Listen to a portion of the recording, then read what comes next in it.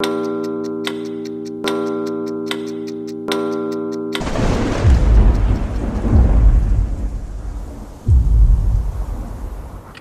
کی قسم تمام انسان خسارے میں ہیں سوائے ان کے جو ایمان لائے، جنہوں نے نیک عمل کیے، جنہوں نے ایک دوسرے کو حق کی نصیحت کی، جنہوں نے ایک دوسرے کو صبر کی تلقین کی۔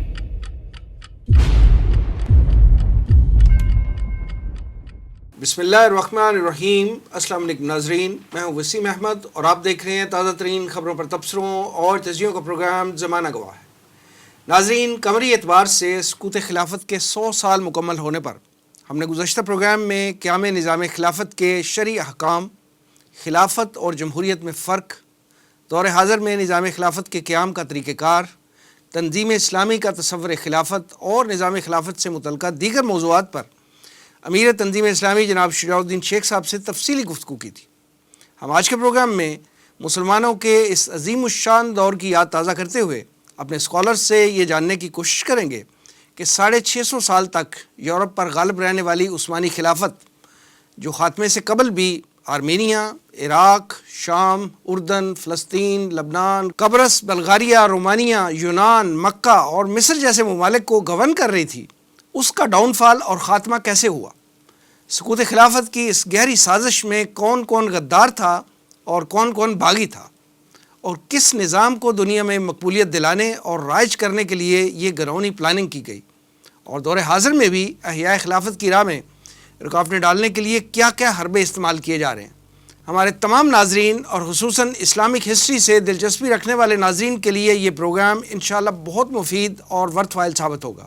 تفصیلی گفتگو کے لیے تحریک خلافت پاکستان کے ناظم اعلیٰ انجینئر مختار فاروقی صاحب، تنظیم اسلامی کے ترجمان جناب مرزا ایوب بیگ صاحب اور تنظیم اسلامی کے ریسرچ اسکالر جناب رضا الحق صاحب، آئیے پروگرام کا آغاز کرتے ہیں۔ سب سے پہلے انجینئر مختار فاروقی صاحب سے بات کرتے ہیں۔ فاروقی صاحب السلام علیکم۔ وعلیکم السلام ورحمۃ اللہ۔ فاروقی صاحب، علامہ اقبال نے فرمایا تھا کہ چاک کر دی ترک نادا نے خلافت کی قبا، سادگی مسلم کی دیکھ اوروں کی عیاری بھی دیکھ۔ آپ یہ فرمائیے کہ سقوط خلافت میں مسلمانوں کی سادگی کا کس حد تک قصور ہے؟ آگے جو عنوان ہے جی کہ خلافت کا خاتمہ ایک لمبی تحریک کے نتیجے اور غیر مسلموں اور خاص طور پر یہود کی سازش کے بعد ہوا تھا، تو اسی کو آپ اگر ذہن میں رکھیں اور قرآن مجید میں یہود کے تذکروں کا خیال کریں تو مسلمانوں کے دور میں تو کچھ سائنسی ترقی ہوئی تھی ابتدا میں دور خلافت میں اور اس کے بعد کے دور میں، لیکن یہود بھی بالکل سوئے نہیں، وہ دشمنی میں آگے ہی بڑھتے رہے ہیں۔ یہود کے اپنے منصوبے تھے اور یہود نے پہلے بیت المقدس 1092 کے قریب مسلمانوں سے چھین لیا تھا، جو حضرت عمر کے دور میں فتح ہوا تھا، اور پھر اس کے بعد ان کا منصوبہ تھا کہ مسلمانوں کی جو بغداد میں حکومت ہے، ایک عالمی حکومت، اس کو بھی ختم کر دیا جائے۔ لیکن اللہ نے ایسا انتظام کیا، اسلام کو بچانا ہی تھا، دنیا میں چلنا ہے، کہ اللہ تعالیٰ سلطان صلاح الدین ایوبی کے ذریعے وہ منصوبہ یہود کا، اور سامنے عیسائی تھے، بیت المقدس مسلمانوں نے 100 سال بعد 1190-91 میں واپس لے لیا۔ جی تو اس سے اس کا وہ منصوبہ جو فیل ہو گیا، اگرچہ اس کا جو دوسرا حصہ تھا اس پہ انہوں نے عمل درآمد کروا دیا، اور چین سے جو حملہ آوروں کو انہوں نے دعوت دی تھی اور ان کو لاجسٹک سپورٹ کا وعدہ کیا تھا، وہ آئے، اسی سد ذوالقرنین جو بنائی گئی تھی کہ ادھر حملہ آور نہ آئے، وہ ٹوٹی اور اس کے ذریعے آئے، تو وہ ہلاکو خان 1220 کے لگ بھگ آیا ہے، اور ہلاکو خان جو ہے وہ 1258 میں آیا ہے، تو سلطنت بغداد کا جو ہے وہ بالکل اس کو نیست و نابود کر دیا گیا، اور جو خلیفہ تھا اس کو قتل کر دیا گیا، اور سلطنت بغداد جو ہے وہ ٹکڑے ہو گئی، جیسے بعد میں خلافت کے نظام میں وہ انکر استنبول میں وہ حکومت ختم ہو گئی، اس کے ٹکڑے کر دیے گئے۔ اس کے برعکس مسلمانوں کا ایک حصہ اسپین میں آباد تھا، وہ 1492 تک چلتا رہا، اس میں بھی بہت ساری سائنسی ترقی ہوئی ہے، لیکن یہود نے 1492 تک بہت سی طاقت حاصل کر لی تھی مسلمانوں سے سیکھ کر، کہ وہ بیت المقدس میں جو ان کی واپسی ہوئی ہے 100 سال بعد، ان کا جو منصوبہ فیل ہوا، تو پھر یورپ نے انہیں قدم جمائے اور مسلمانوں کو پھر 1492 کے بعد کسی طرح بھی سائنس کی طرف متوجہ ہونے نہیں دیا گیا، ان کو خانہ جنگی میں اور ان کاموں میں الجھائے رکھا گیا ہے. لہذا مسلمانوں کی یہ جو سقوط خلافت 1924 سے پہلے کے 4-5 صدیاں ہیں، اس میں مسلمانوں نے سائنس میں کوئی ترقی نہیں کی. جو نیوی بھلی چنگی پہلے تھی بھی، جو امیر معاویہ رضی اللہ تعالیٰ نے قائم کی تھی، وہ بھی ختم کر دی. ہندوستان میں زمین پر تو حکومت تھی مغلوں کی، لیکن سمندر پر انگریزوں کی حکومت تھی اور یہودی اس پر غالب تھے. مسلمان حکمران حج کو بھی نہیں جا سکتے تھے. اورنگزیب جیسا آدمی بھی حج کو نہیں جا سکا کہ زمینی سفر خطرناک تھے اور سمندری سفر پر انگریزوں کا قبضہ تھا. تو مسلمانوں کو اس دوران میں جب کہ سقوط غرناطہ بھی ہو گیا تو کسی طرح سے بھی سائنس سے بالارادہ دور رکھا گیا ہے. اور خانہ جنگی مسلمانوں کی تاریخ آپ پڑھ لیں، نظر ڈالیں، خانہ جنگی میں یہ سازشیں اپنی جگہ، لیکن ان سب کے باوجود یورپ میں مسلمانوں نے 650 سال جو ہے وہ غلبہ حاصل رہا ہے مسلمانوں کو، ان تمام سازشوں کے باوجود. یورپ میں جو برٹن رسل ہے وہ لکھتا ہے، اسپین میں جو مسلمانوں کا غلبہ تھا وہ کہتا ہے، ڈارک ایجز پر گفتگو کرتے ہوئے لکھتا ہے برٹن رسل کہ جس کو ڈارک ایجز یورپ والے کہتے ہیں، وہ ڈارک ایجز مسیحیوں کے لیے تھی، عیسائیوں کے لیے تھی، مسلمانوں کے لیے نہیں تھی. وہ کہتا ہے 13ویں-14ویں صدی میں اسپین میں غرناطہ کرتبہ جو شہر تھے اس میں رات کی لائٹنگ تھی، سڑکیں پختہ تھیں، رات کو پہرا تھا، امن و امان تھا، جبکہ یورپ میں جو ہے وہ سوچا ہی نہیں جا سکتا.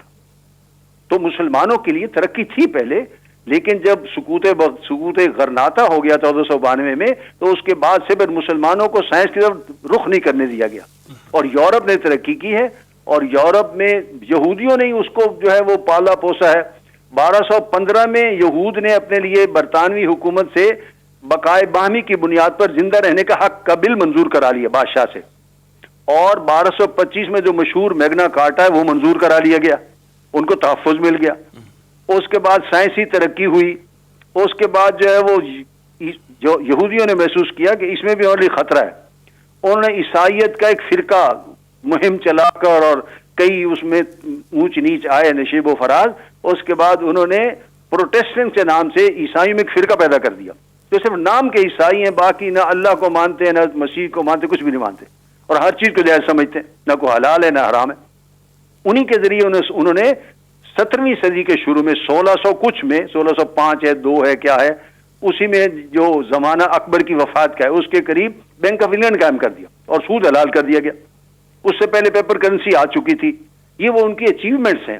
اور جس کے بعد پھر مزید ترقی ہوئی تو 18ویں صدی آنے تک 1700 کچھ میں 1750 کے قریب وہ جو کتاب ہے کلیش آف سیویلائزیشنز، اس میں وہ لکھتا ہے کہ 1750 میں دنیا کے تمام غیر علاقے جس میں مسلمانوں کی حکومت نہیں تھی، یورپی اقوام جو ہے وہ قبضہ کر چکی تھی.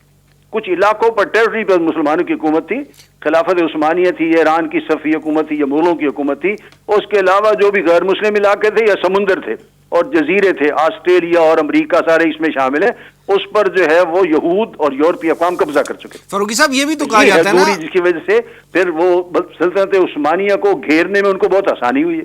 میں عرض کر رہا ہوں فاروقی صاحب یہ بھی تو کہا جاتا ہے نا کہ سقوط خلافت کی پلاننگ جو ہے یہ ڈیورنگ فرسٹ وار ہی ہو گئی تھی، یعنی فرسٹ ورلڈ وار ہی ہو گئی تھی. جو ہے وہ دوسری دنیا سے اس طرح رابطہ نہیں رکھتے تھے، نہ سائنسی ترقی تھی، جبکہ ہمیں دشمن نے چاروں طرف سے گھیر لیا. اور 1800 کے شروع کی پہلی 2 دہائیاں وہ روس نے قبضہ شروع کر لیا، جہاں سے سی پیک شروع ہے، کاسگر یہ مسلمانوں کا صوبہ ہے، آج بھی اس وقت بھی تھا. وہاں سے علاقے فتح کرنے شروع ہوئے اور سارے ماسکو تک اور جارجیا تک سارے علاقے انہوں نے فتح کر لیے. ادھر سے آئے تو انہوں نے فتح کر لیے، اور جو باقی رہ گئے وہ جنگ عظیم اول چھیڑی اور اس میں شکست جرمنی کو ہوئی. ترکی نے اسی کا ساتھ دیا تھا مسلمانوں نے، اور ان کو بھی شکست ہو گئی اور اصل مسلمانوں کے سارے علاقے ختم کر دیے گئے. ٹھیک فاروق صاحب یہ فرمائیے، 50 سال کے لیے فرضی طور پر اس کو بعد میں متحد کر دیا، لیکن مسلمانوں کے علاقے واپس نہیں کیے گئے. اس جنگ کی جو شرائط تھی اس کی جرمانہ اور سزا ہوئی تھی مسلمانوں کو.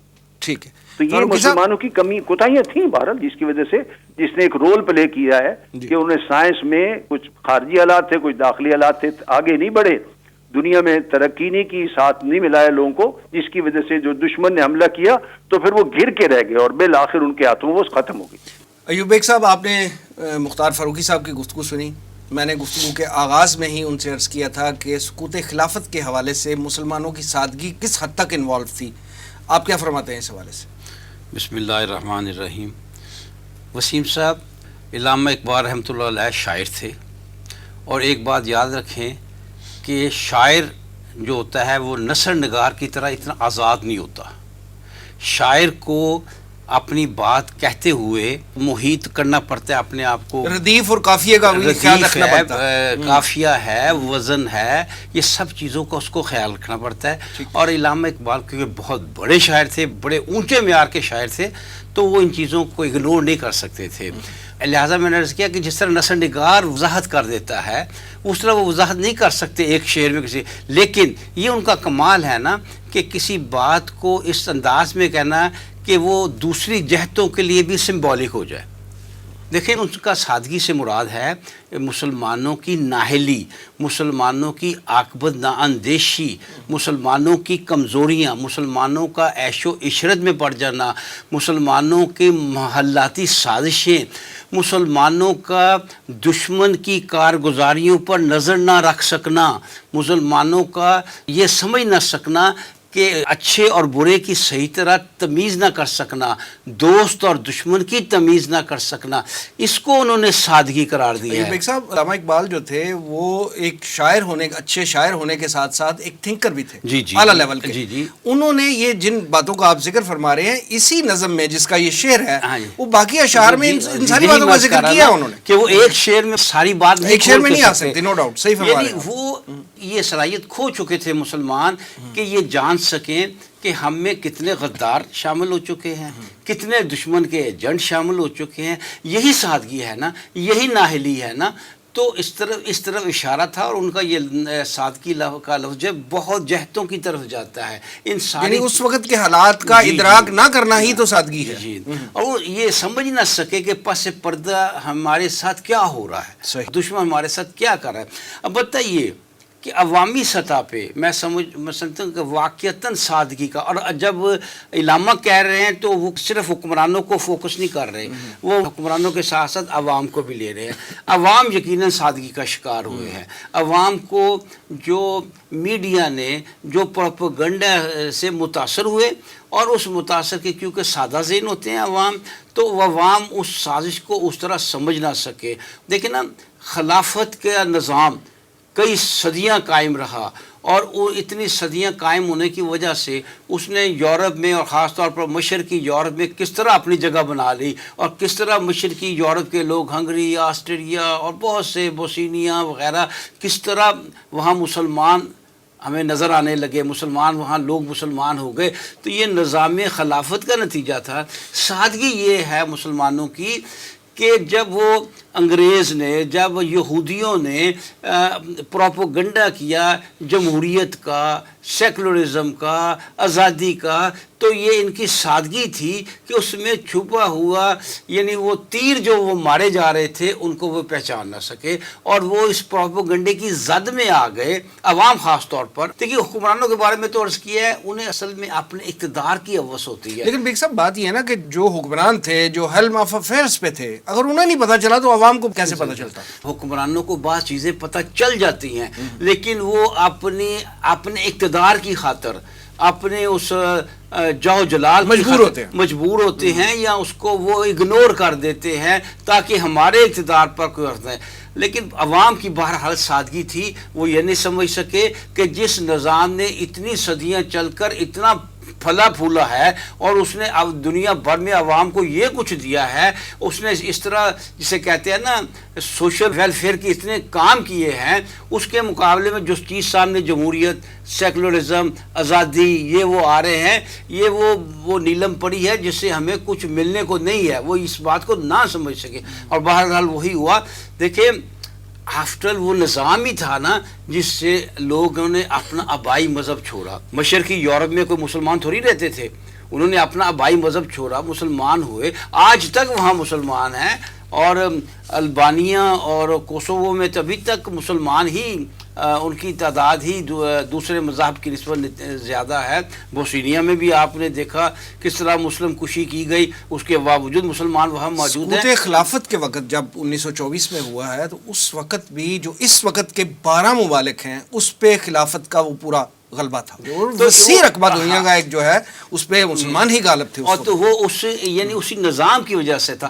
پھر یہ کہ اصل میں وہ ایک دور آ گیا تھا, یہ یہود خاص طور پر نا وہ اس قدر حاوی ہو گئے تھے سرمایہ پر اور میڈیا پر کہ انہوں نے معاملات کو اپنے حق میں اور دوسروں کے خلاف, خاص طور پر مسلمانوں کے خلاف جس طرح استعمال کیا. تو یہ بھی وجہ تھی کہ جو یعنی سقوط خلافت کی مسلمانوں کو یہ دن دیکھنے پڑے. رضا صاحب, نظام خلافت کے انہدام کے حوالے سے یہ بھی کہا جاتا ہے کہ غیروں کی سازشوں کا بھی بہت قصور تھا, آپ کی اس حوالے سے کیا رائے ہے؟ بسم اللہ الرحمن الرحیم. بہت شکریہ وسیم صاحب. جیسا کہ فاروقی صاحب اور پھر ایوب بیگ صاحب نے بڑی تفصیل کے ساتھ مسلمانوں کی اپنی زبوں حالی جب سقوط خلافت کی بات ہوتی ہے اس دور کے اندر خاص طور پہ, اور اس سے کچھ پہلے ہمیں دیکھنے میں جو ملتی ہے اس کے اوپر بڑی تفصیل سے روشنی ڈالی. اور آپ نے جو سوال کیا ہے بالکل وہ اس تصویر کا دوسرا رخ ہے. ایک ہی کوائن ہے, اس کے 2 فیسز ہیں, اور وہ دوسرا رخ جو کوائن کا وہ یہ ہے کہ دونوں فیسز کو علامہ اقبال نے ایک مصرے میں پرویا. جی ایگزیکٹلی پرویا ہے. خیر بات یہ ہے کہ غیروں کی سازشیں کیا تھی. دیکھیں ایک بات تو بہت امپورٹنٹ ہے سمجھنے والی کہ اسلام خاص طور پہ پولیٹیکل اسلام جو ہے وہ روز اول سے جو اسلام دشمن قوتیں تھی اور اس میں خاص طور پہ یہود اور پھر جو بعد میں عیسائی بھی شامل ہوئے, اور خاص طور پہ وہ عیسائی جو کہ مین سٹریم عیسائیت سے ٹوٹ کر علیحدہ پروٹسٹنٹ عیسائی بنے, ان کے نزدیک یہ پولیٹیکل اسلام جو تھا وہ کسی صورت بھی قابل قبول نہیں تھا. اچھا, اس کی جو آپ مثال دیکھتے ہیں, چاہے آپ اس کو فال آف گرناڈا میں دیکھیں, غرناطہ کا سقوط جو تھا اسپین کے اندر مسلمانوں کی جو حکومت ٹوٹی, چاہے جو کلونیلزم کا دور تھا اس میں دیکھیں, ایون یہ جو 1924 میں خلافت منہدم کی گئی, سقوط خلافت, یہ جو خلافت عثمانیہ کی ہوئی اس کے اندر دیکھتے ہیں, چاہے آپ اس کو اس کے بعد دیکھتے ہیں. مثال کے طور پہ جو 1990 میں نیو ورلڈ آرڈر کا اعلان کیا گیا, اچھا اس کے بعد یہ 9/11 کے بعد, اس کے بعد پھر ایون آج جو مختلف ممالک کے اندر مسلمان ممالک تقسیم شدہ ہیں, وہاں پہ جو مغربی قوتیں ہیں اور استعماری قوتیں ہیں, وہ جو پولیٹیکل اسلام ہے جس کو ہم خلافت کہہ سکتے ہیں ایک سمپل لینگویج میں, ہماری اپنی ٹرمنالوجی ہے, اس کو وہ ایکسیپٹ کرنے کو تیار نہیں ہے. اب اس میں دیکھیے ایک میں مثالیں دینا چاہ رہا ہوں چند ایک جگہوں سے. یہ کلیش آف سویلائزیشنز کا جو معاملہ ہے اور اس کے ساتھ ساتھ نیو ورلڈ آرڈر کا جو معاملہ ہے, یہ سمجھا تو یہی جاتا ہے کہ ہنٹنگٹن نے 97 میں پہلے اپنا ایک پیپر لکھا تھا کلیش آف سویلائزیشنز کے حوالے سے, اور وہ اس بارے میں بات کر رہا تھا. لیکن یہ کلیش آف سویلائزیشنز اور نیو ورلڈ آرڈر جو کہ بش سینئر نے 1990 میں استعمال کرنا شروع کیا, یہ بہت پہلے استعمال ہونا شروع ہو چکا ہوا تھا ورلڈ. نیو ورلڈ آرڈر کا سب سے پہلا استعمال جو آپ کہہ سکتے ہیں کہ جدید تاریخ میں ہمیں نظر آتا ہے, وہ 1897 میں تھیوڈر ہرزل نے جب ورلڈ جوئش کاؤنسل بنائی, ورلڈ زائنسٹ آرگنائزیشن بنائی, اور اس کے ساتھ ہی ساتھ آپ دیکھتے ہیں پھر کہ وہ protocols of the elders of Zion سامنے آتے ہیں, جن کے بارے میں بہت لوگ کہتے ہیں کہ یہ ایک جھوٹے ڈاکیومنٹ ہیں, لیکن تاریخ یہ ثابت کرتی ہے کہ اس میں جو لکھا گیا وہ حقیقت میں انہوں نے اپنے پلان کے مطابق اس کو پورا کرنے کی کوشش کی. جیسا کہ فاروقی صاحب فرما رہے تھے کہ 100 سال کا ان کا پلان ہے, شاید اس سے زیادہ کا بھی ہو. اچھا, اس میں ہم یہ چیز بھی دیکھتے ہیں کہ ایک شخص گزرا ہے وہاں پہ ایلبرٹ پائک نام کا, اس نے 1860s کے اندر یہ بات کی تھی کہ ہم آگے ایک گریٹ وار چاہ رہے ہیں, ایک گریٹ وار آئندہ صدی کے اندر ہم چاہ رہے ہیں اور آغاز میں چاہ رہے ہیں, اور اس کے اندر ہم یہ چاہیں گے کہ دوسرے عشرے میں ہو گئی. جی ایگزیکٹلی, دوسرے عشرے میں وہ ہوئی. اس کا مقصد اس نے خاص یہ بیان کیا کہ ہم یہ چاہ رہے ہیں, اور وہ مقاصد جو ہیں وہ جو اس یہ میرے پاس کچھ موجود ہیں, میں ان کو ریڈ کرنا چاہوں گا آپ کے سامنے ایک سمپل لینگویج کے اندر. نمبر 1, آٹومن خلافت کو ابالش کرنا ہے ہم نے, یعنی ٹارگیٹ نمبر 1 تھا. اچھا, دوسرا یہ کہ بیلفور ڈیکلیریشن کے طرز کی, یعنی کہ جوز کو ارض مقدسہ میں سیٹل کروانے کے لیے ہم نے اعلان کروانا ہے. جو بعد میں ہمیں دیکھتے ہیں کہ 1914 میں بیلفور ڈیکلیریشن کی صورت میں سامنے آیا اور فلسطین کے اوپر قبضہ کر کے اور وہاں پہ برطانوی فوج جو تھی اس کا جنرل جو تھا ایلن بی اس نے وہاں جب قبضہ کیا تو اس نے یہی بات کی کہ یہ اب برطانیہ کے قبضے میں تھا لیکن یہودی آنا شروع ہو گئے وہاں پہ. اچھا تیسری بات انہوں نے یہ کی کہ جتنی دنیا کے اندر ٹرکش اور آٹومن اس زمانے میں جو سلطنت تھی اس کے ریسورسز ہیں یا ان کے انٹرسٹس ہیں ان کو ختم کرنا ہے اور نیشن چھوٹی چھوٹی سٹیٹس کے اندر تبدیل کرنا ہے ان کو. اور چوتھی بات اس نے یہ کی تھی کہ فیوچر کے اندر اور بڑی بڑی جنگیں ہم کریں گے اور وہ پھر آپ کو سیکنڈ ورلڈ وار اور اس کے بعد کی جنگوں میں نظر آتی ہیں بات. یہاں تک کہ ہم آج اس حالت میں پہنچے ہوئے ہیں کہ تقریباً مسلمانوں کے تمام بڑے ممالک کو کسی نہ کسی طرح ٹارگٹ کیا. یعنی اس فلسفی نے اگلے تقریباً 100 سال کا روڈ میپ تو دے دیا تھا. اور وہ لومیناٹی کا فری میسنز کا ایک گرینڈ ماسٹر تھا اور زائنسٹ کنیکشن اس کا بہت گہرا تھا. اچھا دوسرا جو ہمیں ایک اسی حوالے سے حوالہ ملتا ہے وہ ایک کتاب لکھی تھی آرتھر پونسن بی نے. یہ 1928 میں اس نے کتاب لکھی ہے, اس پر سقوط خلافت ہو چکا ہوا تھا اور کتاب کا نام ہے falsehood in war time containing an assortment of lies circulated throughout the nations during the Great War. اور وہ گریٹ وار وہی ہے جس کا ہم ذکر کر رہے ہیں. اس نے جو مختلف باتیں اس میں لکھی ہیں اس نے ایک تو یہ کہا کہ جو پروپیگنڈا کیا گیا اس جنگ سے پہلے وہ یہ تھا اتحادی فوجوں کی طرف سے. اتحادی کون تھے؟ اتحادیوں میں 3 ممالک شامل تھے, برطانیہ, فرانس اور روس. ٹھیک ہے, اور دوسری طرف پھر جرمنی تھا اور اس کے ساتھ خلافت عثمانیہ تھی. جو انہوں نے اس نے ذکر کیا جو اتحادی تھے وہ ان کی بات کر رہے ہیں. وہ یہ کہتے تھے ہم جنگ نہیں چاہتے, جھوٹ نمبر 1. دوسری بات وہ یہ کہتے تھے جو مخالف پارٹی ہے صرف وہ جنگ چاہ رہی ہے اور وہ گلٹی ہے جنگ کے لیے, ہم گلٹی نہیں ہیں جنگ کے کسی صورت میں بھی. تیسری بات یہ کہتے تھے وہ ڈیولز ہیں, یعنی کہ اندر وہ باقاعدہ ریلیجس ایلیمنٹ کو بھی لے کے آتے تھے, یہ ڈیول ہے ان کو ختم کرنا ضروری ہے. اچھا چوتھی بات یہ کہتے تھے ہم تو بڑے نوبل کاز کے لیے فائٹ کر رہے ہیں, ہم اپنے انٹرسٹ کے لیے نہیں لڑ رہے کوئی بھی. پانچویں بات وہ یہ کہتے تھے کہ یہ جو جن کے خلاف ہماری جنگ ہے یعنی جرمنی, اور یاد رکھیں یہ وہ ہٹلر اور جرمنی نہیں ہے, یہ پہلی جنگ عظیم اللہ جرمنی ہے جو کہ بالکل سادہ جرمنی تھا, کوئی اس میں اس طرح کی چیزیں نہیں تھی کہ یہودیوں کے خلاف ہے اور ان کے خلاف ہے. اور سلطنت عثمانیہ جو کہ جرمنی کے ساتھ اس جنگ میں موجود تھا. یہ انہوں نے جگہ جگہ جینوسائڈ کیا, انہوں نے کرولٹیز کی ہیں, پروپیگنڈا اس چیز کا بہت زیادہ پھیلایا گیا. ایک بڑی اور دلچسپ بات یہ ہے کہ یہ پہلی جنگ عظیم میں جو جتنے بھی فریقین تھے ان کو کوئی فرق نہیں پڑا. یعنی اس جنگ کے بعد اگر کوئی ڈیموگرافک چینج آئی ہے تو مسلمانوں کی آئی ہے. جی ایگزیکٹلی, یعنی سارا جنگ کا ملبہ جو ہے ان سارے فریقوں کا وہ مسلمانوں پہ گرا ہے صرف. جی ایگزیکٹلی, کیونکہ ان کا یہ ایک اسٹیٹڈ آبجیکٹیو تھا. چاہے آپ پروٹوکولز کو دیکھیں, چاہے ان کتابوں کو دیکھیں, اور پھر ساتھ یہ دیکھیں کہ بیلفور ڈیکلیریشن جو ہے وہ کیوں کیا گیا. آخر ایک پوری پلاننگ کا حصہ تھا, اور پلاننگ یہ تھی کہ یہودیوں کو فلسطین کے اندر سیٹل کروانا ہے. اب اس کے لیے ان کے نزدیک جو ایک بہت بڑا تھریٹننگ فیکٹر تھا, ہم اس کو تھریٹننگ فیکٹر کے طور پہ کہیں گے, وہ یہ کہیں گے کہ چاہے خلافت عثمانیہ اپنے آخری دور میں تقریباً دم توڑ رہی تھی خود بھی اور کمزور ہو چکی ہوئی تھی, جس طرح کہ یوبیک صاحب نے بھی ذکر فرمایا, لیکن مرکزیت موجود تھی ایک, اور وہ مرکزیت جو تھی اس سے وہ ڈرتے تھے بہت زیادہ. اور ساتھ ہم اگر دوسری سائڈ پہ دیکھیں تو خلافت عثمانیوں میں کو جنگ میں گھسیٹنے کے لیے انہوں نے باقاعدہ رشیا کو استعمال کیا. ایک رشیا کے ساتھ 1906 میں برطانیہ نے ڈیل کی, اور ڈیل یہ تھی کہ تم ہمارے ساتھ ملو, لڑو, یعنی کس سے لڑو؟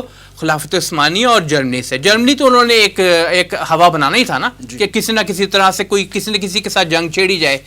اور اگر تم ہمارے ساتھ ملتے ہو تو پھر یہ جو آیا صوفیہ, ہاگیا صوفیہ, جو کہ رشیا آرتھوڈاکس کرسچن سمجھتے ہیں کہ ہماری ہے, اردگان صاحب نے ابھی ریسنٹلی مسجد ڈکلیئر کیا ہے, وہ ہم تمہارے حوالے کر دیں گے.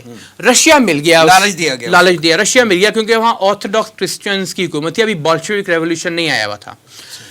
جب رشیا ملا تو آٹومن ایمپائرز کی گریکس اور رشینز کے ساتھ بہت پرانی جنگ چلی آ رہی تھی, اور مجبوری ہو گئی پھر یہ آٹومن ایمپائر کی کہ وہ دوسرے فریق کے ساتھ ملے, اور دوسرا فریق کون تھا؟ جرمنی.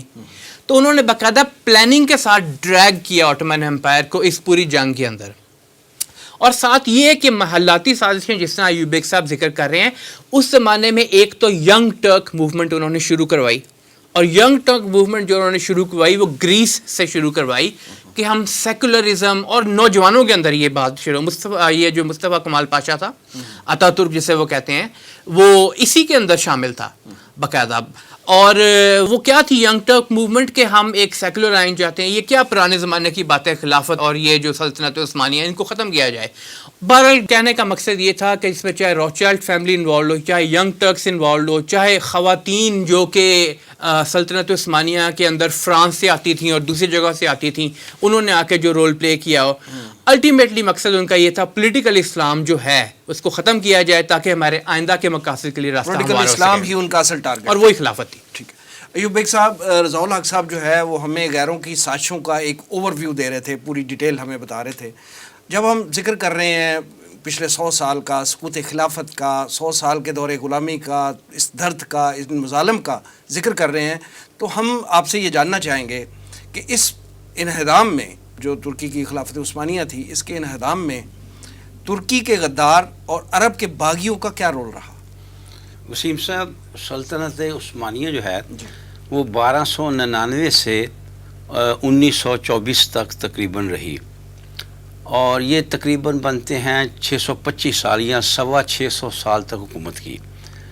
میں سمجھتا ہوں کہ آخری نصف صدی یا پون صدی کو بیچ میں سے آخری کو نکال دیجئے تو اس سے پہلے سلطنت عثمانیہ کا مرکز بہت محفوظ تھا. وہ لوگ حکمران تھے جو سلطنت کے ساتھ، خلافت کے ساتھ، اپنے اس ادارے کے ساتھ، مسلمانوں کی حکومت کے ساتھ وہ مخلص تھے. یعنی اس وقت تک کو باہر کے غدار یا دشمن کے ایجنٹ یعنی وہ حکومتی عہدوں پہ نہیں آ سکے تھے. ہوا یہ اصل میں کہ آخر میں آ کر یا آخری جو آپ سمجھ لیجئے 75 سال، پون صدی یا صدی کر لیجئے، اس میں مرکز کمزور ہوا، اور اس کی کمزوری کی وجہ یہ بنی کہ بہت سے ایسے لوگ جو اس نظام سے، جو مسلمانوں سے، جو خلافت سے مخلص نہیں تھے، وہ حکومت کے اندر دار آئے، وہ اس نظام کے اندر دار آئے، اور انہوں نے بڑے ایسے عہدے سنبھال لیے جو کلیدی عہدے تھے. لہٰذا ان کے نزدیک اسلام یا مسلمانوں کا مفاد نہیں تھا، بلکہ وہ بیرونی اشاروں پر کام کرنے لگے. اور یہ تھے جنہیں آپ نے ترک غدار کہا ہے. انہوں نے آ کر ایسے ایسے کام کروائے حکمرانوں سے اور خود کیے جس سے خود یعنی اپنے ہی نظام کے خلاف کی اسی میں دراریں آ گئی، وہی کمزور ہو گیا. یہاں تک کہ عورتوں کا ذکر ہے، عورتوں کو شامل کر دیا گیا. یورپ کی ایسی عورتیں جنہوں نے پھر وہ حکمرانوں کو غلط راستے پر ڈالا. اور پھر یہ جو ذکر کیا ہے ینگ ترک موومنٹ کا، اس نے نسلی یا علاقائی تعصب اس پر انحصار کرنا شروع کر دیا. تو یہ تھی وہ چیزیں جس سے خلافت جو ہے اندر سے کمزور ہوئی، سلطنت عثمانیہ کمزور ہوئی. اور پھر یہ انہوں نے بھی اس طرح کے غلط کام بھی کروائے نا. بعض جگہوں کے ہم تاریخ میں دیکھتے ہیں کہ جان بوجھ کر اچھی صورتحال جا رہی ہے جنگ میں اور ہتھیار ڈال دی. مصر میں ایسا ہوا، اور اسی طرح ایسے محاذ کھول دیے جنہیں کھولنے کی ضرورت ہی نہ تھی. یعنی یہ سب کچھ وہ اندر رہتے ہوئے سلطنت عثمانیہ کا حصہ اپنے آپ کو ظاہر کرتے ہوئے ایسے کام کر رہے تھے جو غیروں کو اور دوسروں کو فائدہ پہنچائے. عرب باغیوں کا کیا رول تھا؟ عرب باغیوں کا جہاں تک تعلق، دیکھیے اس میں سب سے زیادہ کام کیا ہے لارنس آف عربیہ نے اور ہمفرے نے. انہوں نے یہ عرب باغیوں کی پشت پناہ انہوں نے کی، اور انہوں نے اصل میں عرب نیشنلزم کو ابھارا. تم عرب ہو، اسلام کی جنم بھومی ہے، اسلام پر تمہارا حق ہے. یہ عصبیت جو ہے نا انہوں نے ابھاری. ٹرک تم پر حکومت کر رہے ہیں. علاقائی اور نسلی تعصب کو جو ہے نا انہوں نے ابھارا، اور اس کا نتیجہ یہ نکلا. پھر آپ دیکھتے ہیں کہ وہ شریف مکہ سامنے آئے، آل سعود سامنے آئے، اور انہوں نے وہ کام کیے جو برطانوی حکومت نے ان سے کروائے. اور اس معاملے میں برطانیہ نے نہ صرف اسلحہ دیا بلکہ ان کی تربیت بھی کی اور باقاعدہ محاذ کھولا اور سلطنت عثمانیہ کے خلاف. تو یہ ساری ادھر تھے ٹرک غدار، ساتھ ہے عرب باغی، تو سلطنت عثمانیہ اس کا مقابلہ نہ کر سکی. رضا الحق صاحب یہ فرمائیے کہ کہا یہ جاتا ہے کہ دنیا بھر میں سرمایہ دارانہ نظام اور جمہوریت کو دنیا بھر میں جو ہے رائج کرنے کے لیے یہ خلافت کو ختم کرنے کی سازش کی گئی. کیا آپ اس رائے سے اتفاق کرتے ہیں؟ جی وسیم صاحب، بہت حد تک میں اس سے اتفاق کرتا ہوں. دیکھیں، اگر تو ہم سیکولرزم اور کیپٹلزم اور ساتھ یہ کہ modern western democracy as a whole نہیں، ماڈرن ویسٹرن ڈیموکریسی اس کی بات کرتے ہیں تو ہمیں ایک تو اس کے اندر بہت گہرا جوئش کنیکشن نظر آتا ہے، زائنسٹ کنیکشن نظر آتا ہے، اس وقت سے نظر آتا ہے، تقریباً آج سے 200-250 سال پہلے سے نظر آتا ہے یہ چیز. پھر یہ ہے کہ فرینچ ریولوشن کے اندر آپ دیکھیں اگر، اور خاص طور پہ جس چیز کا میں ذکر کرنا چاہتا ہوں، یہ جو برطانیہ کے اندر رینیسنس اور ریفارمیشن کی تحریکیں چلی تھیں، اس کے اندر تو خاص طور پہ انہوں نے اسٹیٹ اور مذہب کو علیحدہ اسی لیے کروایا تھا اور یہودیوں کے ذریعے کروایا تھا. جس طرح اقبال نے ذکر کیا تھا نا کہ فرنگ کی رگیں جہاں پنجہ یہود میں ہے، وہ اس وقت تو برطانیہ ہی تھا نا فرنگ کا امام. اس وقت امریکہ ہوگا، آئندہ کوئی اور ہو شاید، لیکن یہ ہے کہ اس وقت وہ پنجہ یہود کے اندر آ چکے ہوئے تھے. اور وہی کیپٹلزم اور وہی سرمایہ دارانہ نظام جو ہے، اس کو انہوں نے چرچ اور اسٹیٹ کو جب علیحدہ کیا تو بینک آف انگلینڈ بھی بنایا، چرچ آف انگلینڈ بھی بنایا، اور اس کو پھر گلوریفائی کرنا شروع کر دیا. وہی چیز انہوں نے پھیلائی پھر مختلف سوشل لیول کے اوپر، پولیٹیکل لیول کے اوپر، اکنامک لیول کے اوپر. وہی سسٹمز انہوں نے پوری دنیا میں رائج کرنا شروع کر دیا. طاقت وہ گین کر چکے ہوئے تھے اور کر رہے تھے. اور یہی چیز آپ کو اب بھی نظر آتی ہے. اب جس طرح کہ 1924 میں وہ جو ایک بڑی گلوبل ڈیپ اسٹیٹ جو چاہ رہی تھی خلافت کو ختم کرنا، اس نے اپنے منصوبے کے مطابق اس کو ختم کرنے کی کوشش کی. لیکن ایک بات جیسا کہ فاروقی صاحب بھی بالکل شروع میں فرما رہے تھے اور ایوب بیگ صاحب نے بھی فرمائی ہے کہ کہا جاتا ہے قرآن پاک میں جس طرح ذکر ہے کہ they plan and Allah plans, Allah is the best of planners. تو یہ جو گریٹر اسرائیل کے لیے اور دجالیت کے لیے جو بھی وہ کوششیں کر رہے ہیں سرمایہ دارانہ نظام کے ذریعے اور ماڈرن ویسٹرن ڈیموکریسی کے ذریعے اور سیکولرزم کے ذریعے، یہی انشاءاللہ آئندہ آ کر ان کے لیے گریٹر گریو یارڈ بھی بننے والا ہے. ٹھیک. رضا الحق صاحب، مختار فاروقی صاحب ہمارے ساتھ لائن پہ ہیں، ان سے پوچھتے ہیں کہ دور حاضر میں، فاروقی صاحب، دور حاضر میں جو ہے احیاء خلافت کی راہ میں دشمنان اسلام رکاوٹیں ڈالنے کے لیے کیا کیا حربے استعمال کر رہے ہیں؟ اس وقت دنیا میں جو مغرب کا غلبہ ہے اور اس کے پیچھے یہود ہیں، اس میں بہت ساری باتیں ہیں جو آپ دیکھی جا سکتی ہیں. مختصراً میں یہ کہہ سکتا ہوں کہ آپ بھی اس میں غور کیجئے کہ مغرب نے پہلے بھاپ کا انجن ایجاد کیا 1769 میں، اس کے بعد ریلوے آ گئی. پہلے قبضہ کر لیا تھا ساری دنیا پر، پھر ریلوے بچھا دی، پھر ٹیکنالوجی آ گئی اور دنیا پر قبضہ ہو گیا. اور اس کے بعد جب ان کو یعنی 1890، 1880 اور 90 کے درمیان یہ احساس ہوا کہ اب مسلمان تقریباً ختم ہیں، اگرچہ سلطنت عثمانیہ بعد میں اعلان بعد میں ہوا، لیکن وہ اتنا گھیر چکے تھے 1880 میں اس کو کہ وہ نکلنے کی طاقت نہیں رکھتا تھا. اس وقت انہوں نے کئی معاہدے کیے ہیں دنیا میں. ایک پلان کیا 100 سال کا، وہ آپ کو بھی معلوم ہوگا، قارئین کو بھی معلوم ہوگا کہ وہ protocols of the elders of the Zions کہلاتے ہیں، جو سوئٹزرلینڈ کے ایک شہر میں 1897 میں منظور ہوئے تھے. لیکن آپ صرف اس پر نہ جائیں، ان کے اس منصوبے کے تحت کئی اور کام بھی ہوئے ہیں. مثلاً 1897 میں ہانگ کانگ سے ایک معاہدہ ہوا تھا کہ جس پر 100 سال کے لیے قبضہ تھا، وہ 1997 میں آ کے آزاد ہوا ہے. یعنی 100 سال تک چین کو بھی ایران سے روک دیا گیا تھا، ان کی بندرگاہ وہ بند کر دی گئی تھی. اسی طریقے پر لوزان کا معاہدہ ہے، ترکی خلافت جب ختم ہوئی تو 100 سال کے لیے اس پر ایک معاہدہ کر لیا گیا کہ وہ اپنے علاقے میں تیل تلاش نہیں کرے گا، یہ نہیں کرے گا، فلاں نہیں کرے گا، اور اس کو 100 سال کے لیے باندھ دیا گیا. وہ اب ختم ہونے والا معاہدہ. سعودی عرب سے 1923 میں معاہدہ ہوا ہے، جو یہ ہندوستان میں انگریز جو تھے وائسرائے اس نے کیا تھا شملہ میں غالباً بلا کر، وہ بھی 2023 میں ختم ہو رہا ہے. یہ 100 سال کے کئی معاہدے ہیں. یہودیوں کے اپنے 100 سال کے پروٹوکالز ہیں. یہ گویا کہ ان کے سامنے تھا کہ مسلمان اب پس چکے ہیں، ختم ہو چکے ہیں، خلافت کو ہم نے ختم کر دینا ہے اور ہم نے اگلے 100 سال میں دنیا پر قبضہ کر لینا ہے. جی وہ دیکھیے، سب سے پہلے پریس آ گیا جس میں کتابیں چھپنے لگیں. دوسرے درجے میں کیمرہ ایجاد ہو گیا، تصویر آ گئی. پھر سینمے بنے. پہلے سینموں میں گونگی فلمیں آتی تھیں جس میں آواز نہیں ہوتی تھی، پھر متحرک فلمیں آ گئی، پھر اس میں آواز شامل ہو گئی، پھر ریڈیو ایجاد ہو گیا، پھر ٹی وی ہو گیا، پھر کلر ٹی وی آ گیا، اور اس کے ساتھ پھر دوسری ایجادات کے ساتھ میڈیا میں بہت سارے انہیں کمال حاصل کر لیے، اور کمپیوٹر آ گیا، موبائل فون آ گیا، اور وی سی آر آ گیا، اور اس کے ساتھ اب جہاں پر ہم کھڑے ہیں موبائل فون ہیں اور اینڈرائڈ ٹیلی فون ہے، انٹرنیٹ ہے، اور ساری دنیا کے غیر مسلم تو جو کر رہے ہیں سو کر رہے ہیں، مسلمان نوجوان بھی ان کے ہاتھ میں. یہ وہ حربے استعمال کر رہا ہے کہ ہم مسلمان نوجوان ہمارے ہاتھ میں ہیں، بوڑھے بوڑھے لوگ جو ہیں وہ مر جائیں گے، ختم ہو جائے گا. ان کا منصوبہ یہی تھا. خلافت جب ختم ہوئی ہے تو اتاتürk ترک نے نماز پر پابندی لگا دی تھی، مسجدوں پر پابندی لگا دی تھی، اور وہ اب 80 میں آ کے کہیں کھلا ہے. 1980 کے بعد کچھ ترک جاگے ہیں تو ان کا خیال تھا کہ 2 نسلیں مر جائیں گی تو وہ نظریہ ختم ہو جائے گا.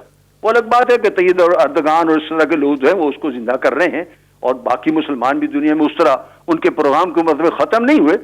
وہ ہماری یعنی اسلام سے وابستگی اور اسلام کی گہرائی اور اصلاً اللہ کا منصوبہ کہ اسلام دوبارہ غالب آنا ہے. کچھ لوگ تو اس کے ماننے والے رہیں گے تو غالب آئے گا نا. تو لیکن ان کے حربے اپنی جگہ پر ہیں کہ وہ موبائل اور اس کے ساتھ جو ہے وہ سارا کچھ کر کے سمجھتے ہیں کہ دنیا بھر کی ساری نسل وہ ان کے ہاتھ میں ہے، اس کو جیسے چاہیں بے حیائی سے اور میڈیا سے اور فلموں سے کنٹرول کر رہے ہیں اور وہ اپنے نظریات پھیلا رہے ہیں. ٹھیک اور یہ حربے مسلمانوں میں بھی غیر مسلموں کے لیے شاید کم حربے استعمال ہو رہے ہیں، مسلمانوں میں وہ دنیا سے 1.5 گنا استعمال ہو رہے ہیں. انٹرنیٹ سب سے زیادہ مسلمانوں میں سستا ہے، خاص طور پر پاکستان میں سستا ہے. رات بھر کی کال موبائل فون کی اور اینڈرائڈ کی اس کے 5 روپے اور 10 روپے ہوں تو پھر اس سے سستا کیا ہو سکتا ہے؟ روٹی مہنگی ہے اور انٹرنیٹ سستا. ٹھیک، یہ مغرب کے طریقے ہیں اور وہ انہوں نے دنیا میں مسلمانوں کو بالخصوص قابو کرنے کے لیے ہیں. اب 1 سال سے کرونا آیا ہے، دنیا بھر کے کاروبار تباہ ہیں، لوگ پیچھے گھروں میں بیٹھے ہیں، لیکن انٹرنیٹ مغرب جب وہ کما رہا ہے اوور بک ہے. اب تعلیم انٹرنیٹ پر ہو گئی اور آن لائن کلاسز ہیں اور یہ ہے اور وہ ہے، سارے کام آن لائن ہونے، بینکنگ آن لائن ہے اور ان کو گھر بیٹھے منافع مل رہا ہے. یہ ان کے حربے جو استعمال کر رہے ہیں مسلمانوں کو کنٹرول کرنے کے لیے. ٹھیک ہے فاروقی صاحب، یہ فرمائیے کہ کیا اب بھی وقت نہیں آ گیا کہ امت مسلمہ جو ہے وہ متحد ہو کر احیاء خلافت کے لیے جو ہے وہ مشترکہ جدوجہد کرے اور نبی کریم صلی اللہ علیہ وآلہ وسلم کی احادیث کا مصداق بننے کی کوشش کرے؟ ٹھیک ہے، بالکل وقت آ گیا ہے، بلکہ جو اس میں بنیادی لاجک کام کر رہی ہے نا وہ دیکھیں کہ اللہ کے رسول نے فرمایا ہے صلی اللہ علیہ وسلم کہ اسلام غالب ہوگا. تو ایک خدائی منصوبہ ہے، ایک منصوبے ہماری سطح پر ہیں، ایک اس سے اوپر ہے، ایک اس سے اوپر ہے. سب سے زیادہ جو سب سے اوپر منصوبہ ہے وہ اللہ تعالیٰ کی کوئی منصوبہ بندی ہے، بالکل، جس میں کہ مسلمانوں کا زوال بھی وہ حدیث ہے کہ 5 ادوار آئیں گے اور یقیناً عملاً جو ہے وہ دور غلامی میں ہم چلے گئے تھے، اس سے نکل رہے ہیں، ابھی اس کا کوئی ریموٹ کنٹرول اثرات باقی ہیں اور یقیناً خلافت کا دور آنا ہے. یہ اللہ کا کوئی میگا پروجیکٹ ہے اور یہ صحیح اللہ کے رسول نے فرمایا تو یہ تو ہونا ہے. تو جب سے وہ یہود اپنے 100 سالہ منصوبے کو لے کے چل رہے ہیں اور یہ ساری باتیں ہو رہی ہیں تو اللہ کا یہ منصوبہ بھی سارا اس کے ساتھ ساتھ چل رہا ہے. اس احیاء کے لیے کئی طرح پر کام ہو رہا ہے اور ابھی کچھ آگے بڑھ کر ہونا ہے اور کامیاب بھی ہونا ہے، مجھے تو یقین ہے. اس کا ایک نظریاتی سطح پر کام ہے اور ایک عملی سطح پر کام ہے. عملی سطح پر یہ ہوگا کہ مسلمان جاگیں اور اس کے لیے جدوجہد کریں اور سیاسی غلبہ مسلمانوں کو حاصل ہو جائے. یہ تو شاید اس کا آخری مرحلہ ہوگا، لیکن اس سے پہلے نظریاتی سطح پر بہت سارا کام ہونا ہے. اور نظریاتی سطح پر میں سمجھتا ہوں کہ سقوط خلافت جو ہے نا وہ 1924 میں ہے اور 1442 ہجری، جس کا 100 سال ہو گئے کہ یہ 27 رجب اور 1442 آ رہا ہے. 1342 میں ختم ہوئی تھی 27 رجب کو اور 1442 سے 27 رجب کو 100 سال ہو رہے ہیں. لیکن آپ دیکھیں کہ اللہ تعالیٰ نے دور غلامی میں ہی ایسی شخصیات پیدا کر دی تھی جنہوں نے اسلام کو، جبکہ ہم غلام تھے، اسلام کو عالمی سطح پر پیش کر دیا. علامہ اقبال کی شخصیت وہ شخصیت ہے جو 1905 میں گئے تھے اور 7 میں غالباً واپس آئے تھے برطانیہ، وہاں سے پڑھا کر. لیکن انہوں نے جو شروع میں کتاب لکھی ہے 2، وہ اسرار خودی اور رموز بے خودی ہے. وہ اسلام کا نظریہ مغرب کے سامنے پیش کیا ہے کہ مغرب جہاں بالکل دھوکہ کھا رہا ہے اور اندھیرے میں ہے اور جس کو سمجھ نہیں آ رہی ہے، وہ اسلام کو انہوں نے پیش کیا کہ یہ اسلام ہے. اس میں بنیادی جو بات بتائی گئی ہے اور جو اس ہمارے خلافت کے نظام کے احیاء کے لیے بنیادی بات ہے. ہم عوامی سطح پر بھی کام کر رہے ہیں، مسئلے بھی آباد ہیں، یہ ہیں، لیکن چونکہ عالمی غلبہ ہونا اسلام کا، اسلام کا وہ تصور جو عالمی سطح پر پیش ہونا ہے وہ علامہ اقبال نے آج سے 100 سال سے بھی پہلے پیش کر دیا تھا. بالکل صحیح. وہ فرق یہ ہے کہ یورپ کے نزدیک جو ان کا نظام تعلیم ہے، جو سارا علم ہے، جو ساری ٹیکنالوجی ہے، جو سارے سائنسز ہیں، وہ سوشل سائنسز اور دوسری، وہ اس پر بیس ہے کہ وہ کیا سمجھتے ہیں کہ انسان کیا چیز ہے. ان کا خیال یہ ہے کہ انسان ڈارون کا انسان ہے، ایک ترقی یافتہ حیوان ہے، بندر کی اولاد ہے، بھائی اس کو جیسے چاہو یوں پھیر لو. اسی پر سارے ان کے فلسفے بیس ہیں، وہ ڈارون کا نظریہ ہو، وہ فرائڈ کا ہو، مارکس کا ہو، وہ میکڈوگل کا ہو، جس کا بھی ہو. جبکہ علامہ اقبال نے 1920ویں صدی کی دوسری دہائی میں اپنی 2 کتابیں لکھ دی تھیں، اسرار خودی اور رمیز بے خودی، اور اس میں نے پیش یہی کیا کہ اسلام کے نزدیک انسان یہ ہے جو قرآن بتاتا ہے، جی فلسفے کی زبان میں اور لاجک کی زبان میں مغرب کو پیش کیا تھا. وہ اتنی مؤثر کتابیں تھیں ان کی کہ علامہ اقبال کے استاد پروفیسر نکلسن نے اس کا ترجمہ کیا انگریزی میں، اور علامہ اقبال سے باتیں معلوم کر کر کے اسی سے ان کا جو پریفیس لکھوایا وہ کتاب دنیا میں پھیلی. اس پر وہ امریکی ایک ڈاکٹر ہے، ڈاکٹر ہربرٹ ایڈ، اس نے 1931 میں خبر چھپی امریکہ میں کہ بھائی یہ کتاب ہوئی ہے، اس کا تعارف شائع ہوا، تو اس پر تبصرہ ہمارے یہاں بھی پھرتا ہے. یہ علامہ اقبال کے جو مدح خان ہیں ان کے ہاں وہ تبصرہ موجود ہے کہ اس نے کہا کہ امریکہ میں تو اب بلیوں اور کتوں کی تعریفیں ہو رہی ہیں، اور ٹی وی پر جو پروگرام آتے ہیں وہ تو کارٹون ہیں اور ایسی باتیں ہیں، جبکہ مشرق میں ایک آدمی جو ہے وہ انسان کی عظمت اور خودی اور انسان کی حقیقت پر بات کر رہا ہے. اور واقعتاً اس میں جو الفاظ ہیں کہ لگتا ہے کہ یہ نظریہ پھیلے گا اور اوپر جائے گا. تو علامہ اقبال نے وہ نظریہ پیش کیا ہے. اس کے بعد بہرحال اور جماعتیں ہیں، سب کانٹیننٹ میں بھی ابوالکلام آزاد صاحب آئے، مولانا مودودی آئے، اس کو ڈاکٹر اسرار ہیں، اور لوگوں نے کام کیا ہے. علامہ اقبال نے خود بھی کام کیا ہے امت کو جگانے کے لیے، اردو میں جو سارا کلام کہا ہے. لیکن جو سب سے زیادہ سوچنے کی بات یہ ہے کہ خلافت کے خاتمے کے بعد اگرچہ یہاں تحریک چلی، لیکن نہ ابوالکلام آزاد صاحب نے خلافت کا لفظ استعمال کیا کہ اپنے سیاسی نظریے میں، اور نہ مولانا مودودی میں اسلام کے غلبے کے لیے جو کتابیں لکھی اور آج بھی جماعت موجود ہے انہوں نے اسلام کیا. علامہ اقبال نے استعمال کیا ہے. 1912 کی وہ نظم ہے ان کی، تا خلافت کی بنا دنیا میں ہو پھر استوار، لا کہیں سے ڈھونڈ کر اسلاف کا قلب و جگر. تو آپ نے جو پہلے شعر کہا تھا نا پہلے سوال میں، اس میں بھی یہی ہے کہ مانگے سے نہیں ملتی، اس کے لیے ہمیں نظریاتی کام کرنا ہے. وہ کام آج بھی ضروری ہے. لیکن فاروقی صاحب، ڈاکٹر اسرار احمد صاحب نے تنظیم اسلامی کے پلیٹ فارم سے پلیٹ فارم سے خلافت کے حوالے سے بہت آواز اٹھائی ہے، احادیث کو بہت عام کیا ہے، قرآن آیات کو بہت عام کیا ہے، اور پاکستان لیول پہ خلافت کے احیاء کی بات تو کی ہے ڈاکٹر اسرار احمد صاحب نے. اور دسیوں ہزاروں لوگ ہوں گے جو کام کریں گے، لیکن پہر بار علامہ اقبال نے کیا، اس میں کوئی شک نہیں ہے. اور انہی کا نظریہ کہ انسان کیا ہے اس کو کوئی حمایت کرے گا تو یقیناً اسی نظریے نے ایک دن غالب ہونا ہے. اور مغرب کے ذریعے جو ہے وہ ہونا ہے. قرآن اکیڈمی لاہور نہیں چھاپی ہے ڈاکٹر حفیظ دیان صاحب کی کتابیں آئیڈیال آف دا فیوچر، اس میں یہی بات ہے. قرآن میں جدید چھاپی ہے، اس میں یہی بات ہے. تو یقیناً یہ ایک نظریہ دنیا میں غالب ہونا ہے اور بنیادی کام ہو چکا ہے. ایوب بیگ صاحب، آپ نے فاروقی صاحب کی گفتگو سنی. پروگرام کے آخر میں یہ فرمائیے کہ ہم احیاء خلافت کے حوالے سے نبی کریم صلی اللہ علیہ وآلہ وسلم کی احادیث میں جو پیشین گوئیاں ہمیں عطا ہوئی ہیں، جس میں کہا گیا ہے کہ پوری دنیا پر خلافت کا غلبہ ہوگا، ان احادیث کا مصداق کیسے بن سکتے ہیں؟ وسیم صاحب، اگر ساری صورتحال کو سامنے رکھیں تو نتیجہ یہ نکلتا ہے کہ بنیادی طور پر ہمارے جتنے مسلمانوں کے جتنے بھی دشمن ہیں، وہ عیسائی ہوں، یہودی ہوں، کوئی بھی ہوں، ان کا اصل جو گول ہے وہ ہے مسلمانوں کی مرکزیت کو ختم کرنا.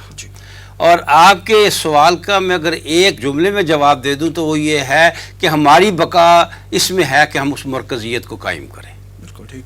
1896 میں جب صہیونی کانفرنس ہوئی تھی نا، اس وقت سے اس کام کے درپے ہیں.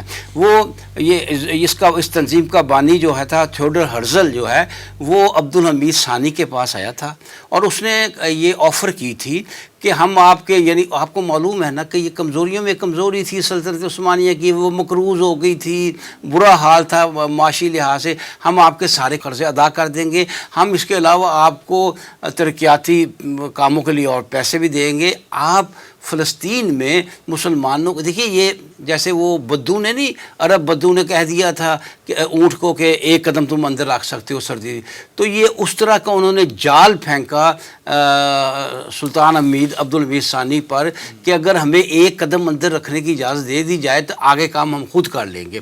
اس پر عبدالحمید ثانی نے بڑی زبردست شٹ اپ کال دی، حالانکہ وہ کمزور ہو چکا تھا. اس نے کہا دیکھو میں فلسطین میں یہودیوں کو آباد ہونے کی کسی صورت میں اجازت نہیں دے سکتا. یہ مسلمانوں نے جہاد کے ذریعے مسلمانوں نے اپنی جانیں دے کر یہ زمین حاصل کی. یہ میری نہیں ہے, یہ مسلمانوں کی ملکیت ہے. میں یہ تو کر سکتا ہوں کہ ایک چھری سے اپنے جسم کے ٹکڑے دے سکتا ہوں کسی کے, میں فلسطین کے ٹکڑے نہیں کر سکتا, میں مسلمانوں کی اس زمین جگہ کے ٹکڑے نہیں کر سکتا. تو یہ ایک اس کمزوری کی حالت میں بھی تھی ایسوسیشن. یہی جو آپ کے سوال کی طرف آ رہا ہوں کہ یہی ذہن, یہی فکر, یہی سوچ رکھنے کی ضرورت ہے کہ اصل میں سب سے پہلا ہمارا جو کرنے کا کام ہے وہ کہ ہم ایک دفعہ پھر مرکزیت قائم کرنے کی کوشش کریں, ہم باہمی اتحاد کی طرف آئیں, ہم یہ آپس میں جو سر پھٹول ہے یہ ختم کر کے جو ہم نے فقہی بنیادوں پہ چھوٹے چھوٹے ایسے باتوں پہ کیے ہوئے ہیں جو بڑی آسانی سے ختم کی جا سکتے ہیں, آپ اس بات پر متفق ہوں کہ مسلمانوں نے اسلام دشمنوں کا مقابلہ کرنا ہے اور نبی اکرم صلی اللہ علیہ وسلم کی جو حدیث ہیں, جو بہرحال دیکھیں ہم ویسے تو جو بھی ہم کریں, اچھا کریں یا برا کریں, وہ تو انشاءاللہ نبی اکرم صلی اللہ علیہ وسلم کا فرمان ہے, وہ تو پورا ہو کر رہے گا. لیکن ایسا نہ ہونا کہ ہم اس میں بس یہ دوست کے دشمن بن جائے. یعنی ہمیں دیکھنا یہ کہ ہمارا رول کیا ہے, ہمارا رول کیا ہے. اللہ نے تو کام لینا ہے اور رسول اللہ صلی اللہ علیہ وسلم کی تو حدیث مبارک اس نے تو پورا ہونا ہی ہے. لیکن یہ کہ ہمارے لیے یہ بہتر ہے, یہ ہماری نجات کے لیے ہے, یہ ہماری یعنی جنت کمانے کا ایک طریقہ ہے کہ ہم یہ کوشش کریں. اور ہم سے مراد ہے تمام مسلمان بھی, لیکن خاص طور پر مسلمان حکمران بھی یہ ایک امت بننے کی کوشش کرے, یہ امت مسلمہ بننے کی کوشش کرے, یہ اپنی فروعی مسائل کو, اپنے فروعی اختلافات کو دفن کر دیں اور صرف ایک بات اپنے ذہن میں رکھیں کہ ہم نے اسلام کا جھنڈا بلند کرنا ہے اور ہم نے نبی اکرم صلی اللہ علیہ وسلم کا صحیح غلام, صحیح خادم بن کر اسلام کی سربلندی کے لیے سب کچھ کرنا ہے, اپنی فقہ کے لیے نہیں بلکہ نظریہ اسلام کے لیے اور اسلام کو بصیرت نظام نافذ کرنے کے لیے. دیکھیے وہ بڑے صحیح طور پر دشمن ہے اسلام کے سیاسی نظام کے, اس لیے کہ اسلام کا سیاسی نظام ہی تو ہے جو دشمن کو جواب دے سکے گا. اور ہمیں اسی لیے سب سے زیادہ کوشش کریں, اگرچہ اسلام کا معاشی نظام, سیاسی نظام آ جائے گا تو انشاءاللہ معاشی نظام بھی آ جائے گا. البتہ معاشرتی نظام ہمیں سیاسی نظام سے پہلے قائم کرنا ہوگا, کیونکہ معاشرتی نظام ایک یونٹ سے شروع ہوتا ہے, ایک خاندان سے شروع ہوتا ہے. یہ معاشرت بدلے گی تو سیاست بھی بدلے گی, سیاست بدلے گی تو معاشی حالات بھی جو ہے وہ بہتر ہوں گے. یہی طریقہ ہے ہمارے پاس کہ ہم ان مراحل سے گزرتے ہوئے یہ کام کریں تو انشاءاللہ العزیز ہمیں اتحاد پیدا ہوگا, ہم آہنگی پیدا ہوگی, ہم ایک جہد پہ کام کر سکیں گے اور پھر ہم دشمن کو شکست دیں گے, کیونکہ مسلمان آخری قوم ہے, لہٰذا یہ کام انشاءاللہ العزیز مسلمانوں سے ہی لیا جائے. انشاءاللہ. ایوب بیگ صاحب, جناب رضا الحق صاحب, انجینئر مختار فاروقی صاحب, ہمیں وقت دینے کا بہت شکریہ. ناظرین یہ تھا آج کا پروگرام, آج کے لیے اتنا ہی. ہمارے سوشل میڈیا پیجز پر اس پروگرام کا فیڈ بیک ضرور دیجیے گا. آپ ہمیں ای میل بھی کر سکتے ہیں, ہمارا ایڈریس ہے media@tanzeem.org. پروگرام کے اگلے ایپیسوڈ تک کے لیے وسیم احمد کو اجازت دیجیے. اللہ نے کے بعد.